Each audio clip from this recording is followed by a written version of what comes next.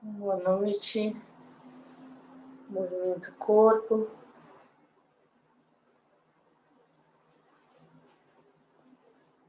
Vamos preparar para ouvir mais um capítulo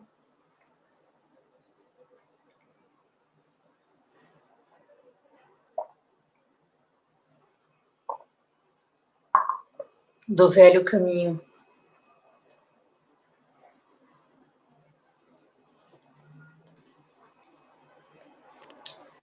Capítulo 53. Orando no momento presente.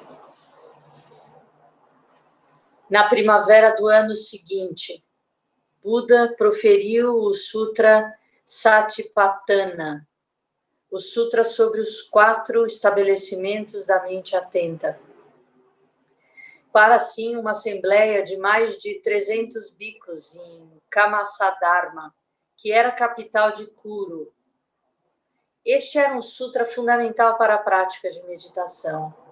Buda considerou-o como caminho que podia ajudar qualquer pessoa a alcançar a paz do corpo e da mente, a superar todas as preocupações e lamentações, a eliminar o sofrimento e o pesar, atingindo a mais elevada compreensão, assim como também a total emancipação. Posteriormente, venerável Shariputra disse para a comunidade que esse era um dos sutras mais importantes entre todos os já transmitidos por Buda. Ele encorajou os bhikkhus e as bhikkhunis a estudar, memorizar e praticar tal ensinamento. Venerável Ananda repetiu cada palavra do sutra mais tarde, naquela mesma noite. Sati significa morar na mente atenta. Ou seja, o praticante permanece cônscio de todas as coisas que estão acontecendo em seu corpo, sentimentos, mente e objetos da mente. Os 4 estabelecimentos da mente atenta ou consciência. Primeiro, o praticante observa seu corpo, sua respiração, as 4 posturas corporais de andar, permanecer de pé, deitar e sentar. As ações corporais, tais como ir e vir, olhar, vestir, comer, beber, usar o banheiro, falar, lavar os mantos, as partes do corpo, tais como cabelos, dentes, tendões, ossos, órgãos internos, medula, intestino, saliva e suor. Os elementos que compõem o corpo, tais como a água, o ar e o calor. E os estágios do decaimento do corpo, desde o momento da morte até que os ossos virem pó. Enquanto observa o corpo, o praticante está consciente de todos os detalhes relacionados ao corpo. Por exemplo, enquanto inspira, o praticante sabe que está inspirando. Enquanto expira, ele sabe que está expirando. Inspirando e mergulhando o seu corpo inteiro em calma e paz. O praticante sabe que está inspirando e mergulhando o seu corpo inteiro em calma e paz. Andando, o praticante sabe que está andando. Estando sentado, o praticante sabe que está sentado. Realizando movimentos tais como vestindo-se ou bebendo um pouco de água, o praticante sabe que está se vestindo e bebendo um pouco de água. A contemplação do corpo não é realizada apenas durante os momentos de meditação em posição sentada, mas durante o dia inteiro, incluindo os momentos de mendigar, comer e lavar as tigelas. Na contemplação dos sentimentos, o praticante contempla os sentimentos enquanto eles surgem, crescem e desaparecem. Sejam sentimentos prazerosos, desagradáveis ou neutros. Os sentimentos podem ter sua fonte tanto no corpo como na mente. Quando sente uma dor de dente, o praticante está consciente de que sente dor de dente. Quando está feliz por ter recebido um elogio, ele está consciente de que está feliz por ter recebido um elogio. O praticante olha profundamente, a fim de acalmar e aquietar cada sentimento, de modo a ver claramente as fontes de onde eles se originam e de onde originam esses sentimentos. A contemplação dos sentimentos não ocorre apenas durante os momentos de meditação em posição sentada. Ela é praticada durante o dia inteiro. Na contemplação da mente, o praticante contempla a presença dos seus estados mentais. Ansioso, ele sabe que está ansioso. Não estando ansioso, ele sabe que não está ansioso. Experimentando raiva ou sonolência, ele sabe que está experimentando raiva ou sonolência. Não tendo raiva nem sonolência, ele sabe que não está tendo raiva nem sonolência. Centrado ou distraído, ele sabe que está centrado ou distraído. Se ele está com a mente aberta, fechada, bloqueada, concentrada ou iluminada, o praticante sabe disso totalmente. E se não está experimentando nenhum desses estados, o praticante sabe disso totalmente. O praticante reconhece e está consciente de todo estado mental que surge dentro de si no momento presente. Na contemplação dos objetos da mente, o praticante contempla os 5 obstáculos à liberação, que são desejo, má vontade, sonolência, agitação e dúvida. Todas as vezes em que estão presentes os 5 skandhas que perfazem uma pessoa, que são o corpo, sentimentos, percepções, formações mentais e consciência, os 6 órgãos dos sentidos e os 6 objetos dos sentidos, os 7 fatores do despertar, que são plena atenção, investigação dos dharmas, energia, alegria, tranquilidade, concentração e desprendimento. E as 4 nobres verdades, que são a existência do sofrimento, a causa do sofrimento, a liberação do sofrimento e o caminho que conduz à liberação do sofrimento. Todos esses são objetos da mente e eles contêm todos os dharmas. Cuidadosamente, Buda explicou cada um dos 4 estabelecimentos. Disse que qualquer um que praticasse esses 4 estabelecimentos por 7 anos poderia atingir a emancipação. Acrescentou se alguém, os praticantes, acrescentou que se os praticantes por 7 meses também, acrescentou que se alguém os praticasse por 7 meses, também poderia alcançar a emancipação. Em seguida, afirmou que mesmo após praticar essas 4 contemplações por 7 dias, alguém poderia atingir a emancipação. Durante a discussão do Dharma, Venerável Assaji lembrou à comunidade que esta não tinha sido a primeira vez que Buda ensinava os 4 estabelecimentos da mente atenta. Ele tinha, na verdade, falado sobre isso em várias ocasiões. Porém, desta feita, compilara todos os seus ensinamentos prévios sobre o tema de um modo completo e abrangente. Assaji concordou com Shariputra que este sutra deveria ser memorizado, recitado e praticado por todos os bhikkhus e bhikkhunis.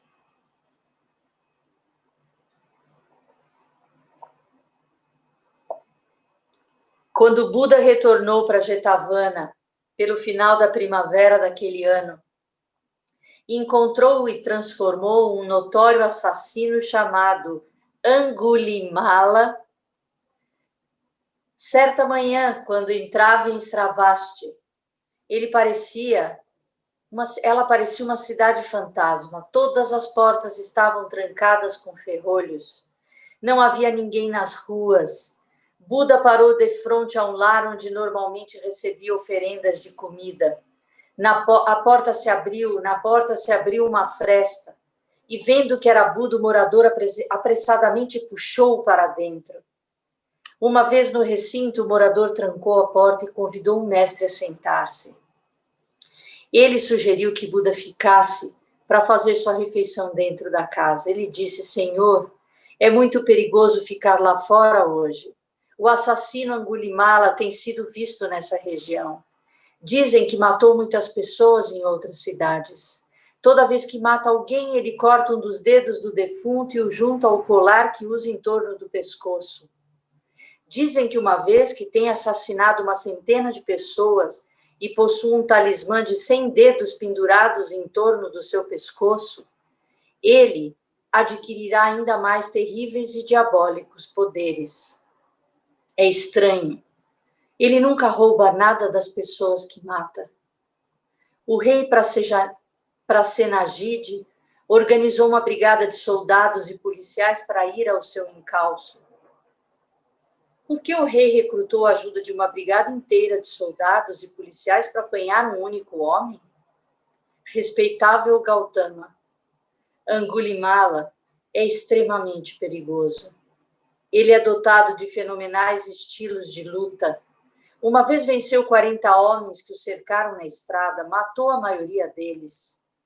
Os sobreviventes tiveram que fugir para salvar suas vidas.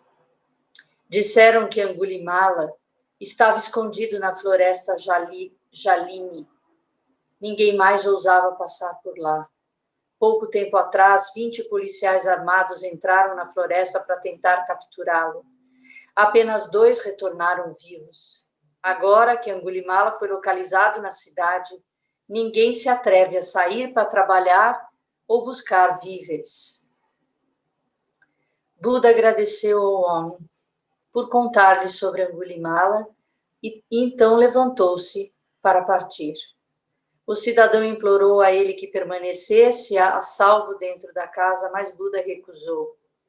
Disse que só poderia preservar a confiança das pessoas, continuando a mendigar, como de costume. Buda andava lentamente, com mente atenta, descendo a rua, quando de repente ouviu o som de passos correndo atrás dele à distância. Ele sabia que era Angulimala, porém não tinha medo. Continuou a dar passos lentos, conscientes de tudo o que acontecia dentro e fora de si mesmo. Angulimala gritou: "Pare, monge, pare!" Buda continuou dando passos lentos e equilibrados. Ele sabia, pelo som dos passos, que o bandido tinha reduzido sua carreira e estava pouco atrás de si. Embora Buda estivesse agora com 56 anos de idade, sua visão e audição estavam mais aguçadas. Ele carregava apenas a sua tigela de mendigar. Sorriu ao se lembrar de quão rápido e ágil nas artes marciais ele havia sido quando fora um jovem príncipe. Os outros rapazes jamais foram capazes de derrotá-lo. Gautama sabia que Angulimala estava muito perto agora e certamente possuía uma arma, mas continuou a andar relaxadamente.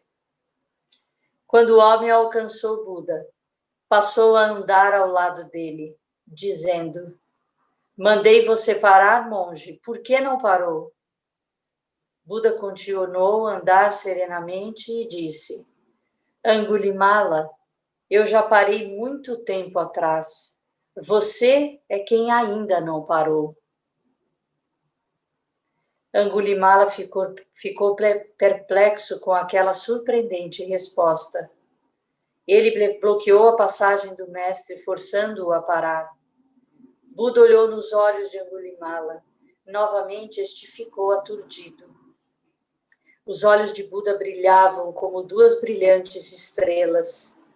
Angulimala jamais havia encontrado alguém que radiasse uma tal serenidade e bem-estar.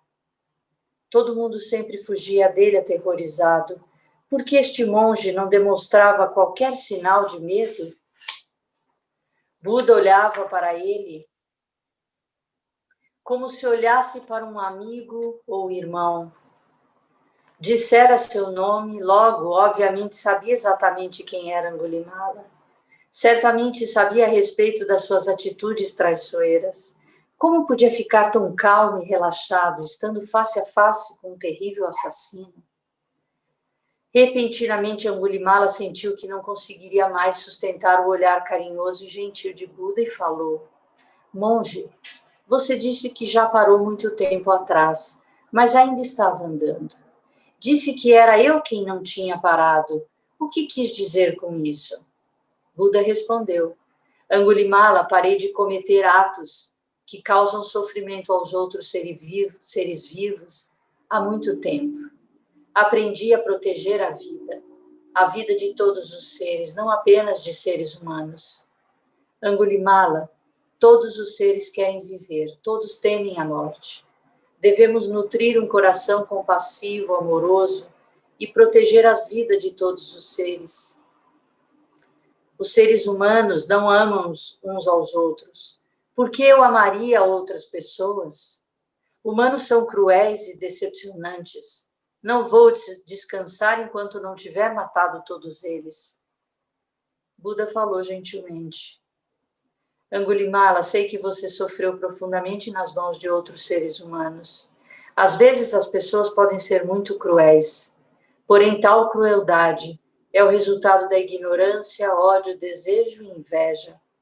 Os humanos, todavia, também podem ser compreensivos e compassivos. Você já encontrou um bico antes? Bico fazem votos de proteger as vidas dos outros seres vivos. Eles tentam sobrepujar o desejo, o ódio e a ignorância. Há muitas pessoas, não apenas bicos, cujas vidas se baseiam na compreensão e no amor. Angulimala, há pessoas cruéis neste mundo, porém há também muitas pessoas gentis. Não seja cego. Meu caminho pode transformar crueldade em gentileza. Neste momento você está no caminho do ódio. Você deve parar. Ao invés disso, escolha o caminho do perdão, da compreensão e do amor.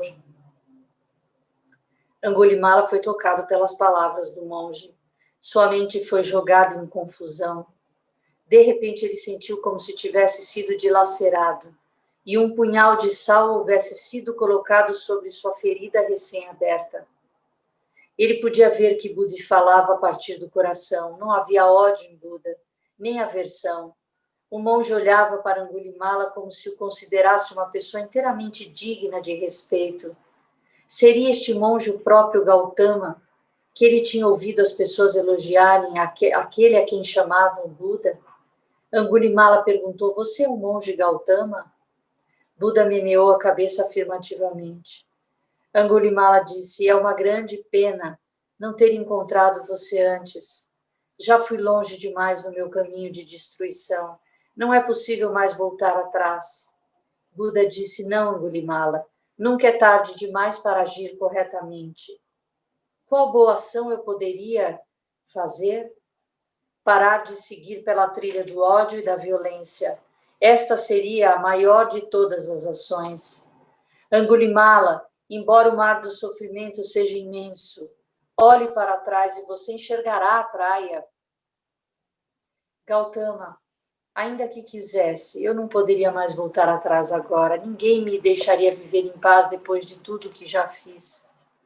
Buda pegou a mão do homem e disse: Angulimala, eu o protegerei se fizer o voto de abandonar sua mente de ódio e devotar-se ao estudo e à prática do caminho do bem. Tome o voto de reconhecer e servir, de começar e servir aos outros. É fácil ver que você é um homem inteligente. Não tenho dúvida de que será bem-sucedido no caminho da realização. Angulimala ajoelhou-se diante de Buda. Retirou a espada embainhada das suas costas, colocou-a no chão e prostrou-se aos pés de Buda. Ele cobriu a face com suas mãos e começou a soluçar profundamente. Após um longo tempo, olhou para cima e disse: Eu faço o voto de abandonar meu caminho de maldades. Eu o seguirei e aprenderei a compaixão com você.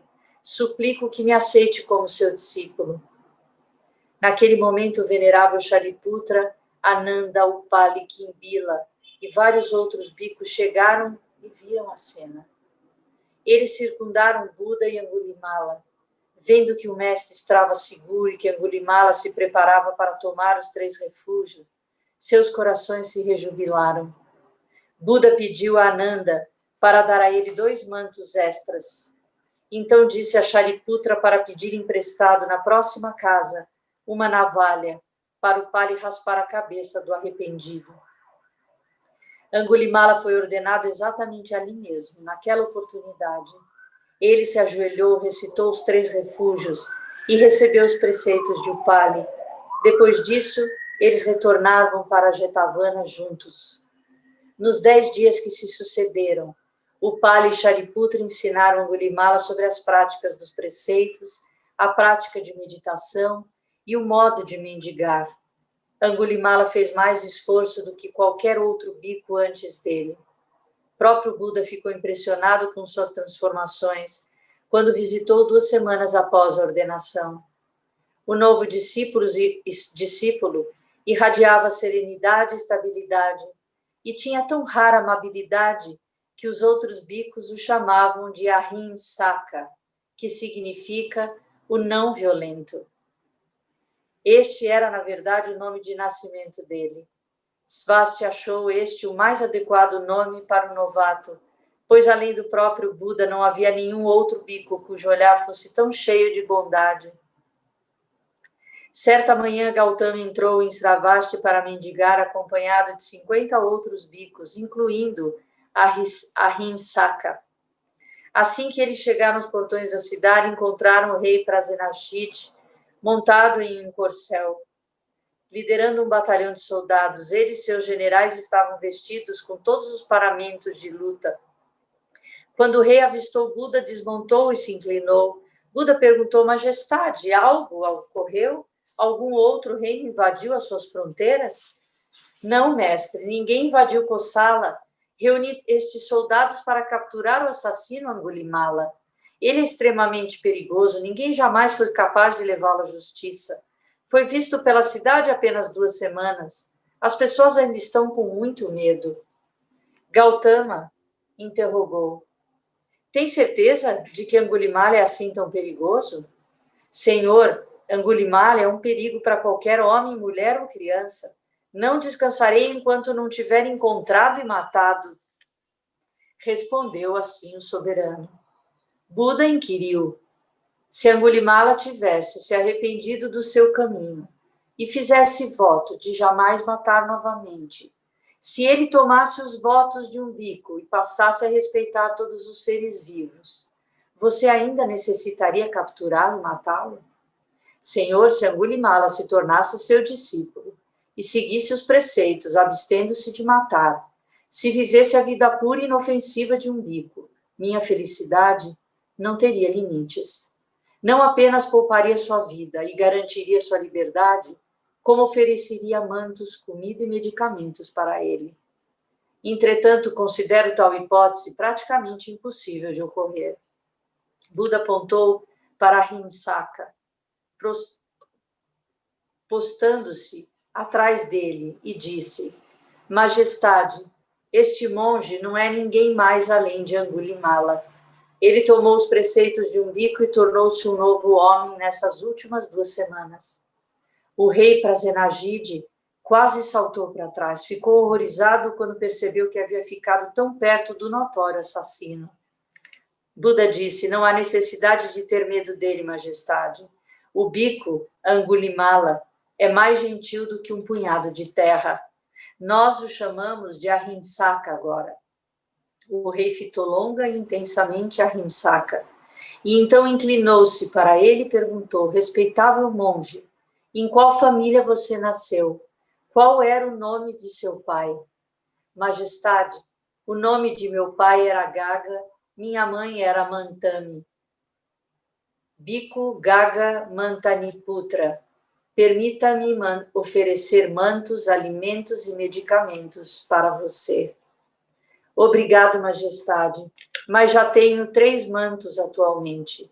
Recebo alimentos a cada dia mendigando e não tenho necessidade de medicamentos no presente. Por favor, aceite minha gratidão, vinda do coração por sua oferenda. O rei inclinou-se novamente para o bico e então voltou-se para Buda. Mestre iluminado, sua virtude é verdadeiramente maravilhosa. Você leva a paz e o bem-estar para situações aparentemente insolúveis, onde todos falharam em resolver através da força e da violência. Você resolve por meio de sua grande virtude. Deixe-me expressar minha profunda gratidão. O rei partiu logo após informar aos seus generais que eles podiam dispersar as tropas e que cada um deles podia voltar às suas tarefas regulares.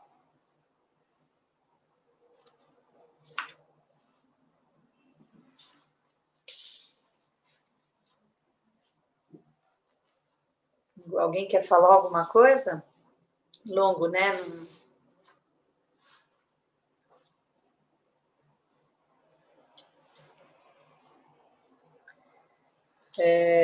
Eu parei há muito tempo atrás, você é que ainda precisa parar, né? Essa frase é muito boa, né? Da resposta dele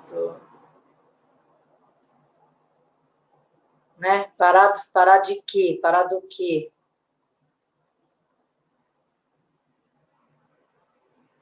Que ele começa falando do sutra, né? Satipatthana.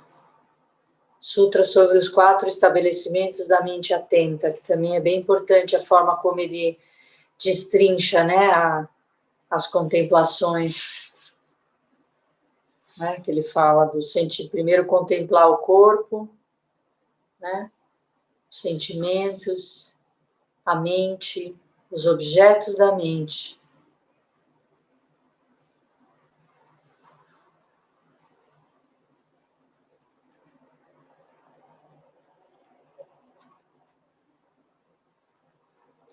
E por que ele conta o caso de Angulimala nesse capítulo, né? E a pergunta que ele faz, né? Aqui é onde ele joga ele, né?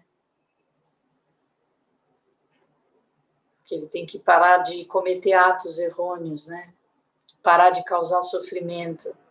Se você contempla da maneira como ele sugere, né, os sentimentos, os objetos da mente, a mente, fica mais fácil você perceber, né? Isso que ele está provocando o Angulimala de perceber, de como ele estava fazendo um caminho de equívocos, movido pelo ódio, gerando mais ódio, mais sofrimento, né? Alguém quer falar alguma coisa? Não? Lua cheia vai ser, acho que pelo jeito, sábado. Sábado vai ser dia de arrependimento. Sensei? Oi, André. Não, eu gostei desse capítulo. Eu acho bonito como essa visão da impermanência, ela tem essa parte socialmente engajada, essa parte revolucionária, né? A maneira como ele não julgava as pessoas como uma coisa fixa, imutável e possibilitava dar novas oportunidades para os intocáveis, para as pessoas violentas, para todos os tipos de indesejáveis. Como essa visão de impermanência não é uma coisa afastada do dia a dia, da compaixão, de estar com os outros. Que a gente realizar a impermanência nesse nível, né, que Shakyamuni Buda realizou e traz, né, nesse capítulo também, é de fato um alívio, né? Porque é isso, ninguém é assim, né? Então, a gente entender que nós não somos nada, então não precisamos brigar e defender esse eu que eu acho que eu sou e que eu penso e que eu devia, cai num vazio, né? E você perceber que isso é transitório, que se você abrir mão, tudo para, são outras causas e condições. O ensinamento de Buda sobre a impermanência, né? Eu acho que mas não é essa compreensão intelectual, que é o que ele chama, o livro inteiro ele está chamando a gente para meditar em profundidade sobre esse vazio, né? Sobre essa impermanência, essa transitoriedade, sobre esses estados mentais, que eles começam e param e desaparecem. A gente tem que contemplar todos esse começo, meio e fim. Eles mudam, né? Não são uma ideia fixa, né? E a gente a gente cria ideias fixas para se proteger, é por medo, né? Que a gente vai se... Mas é bonito mesmo, né? Como ele desconstrói, ele desarma, né? Tudo que ele alegava, ninguém vai me aceitar, eu não vou, eu já fiz muita, já não dá mais para eu voltar atrás, né? E não tem, isso também é mais um equívoco, né, da mente. Então, qualquer a gente pode cometer faltas, entendeu? Claro, faltas menores, faltas mais graves, mas você reconhecê-las e contemplá-las em profundidade é mudança, né? É entender que elas não existem mais, elas só existem na tua mente ainda, né? Muito bom. Estava com saudade de você.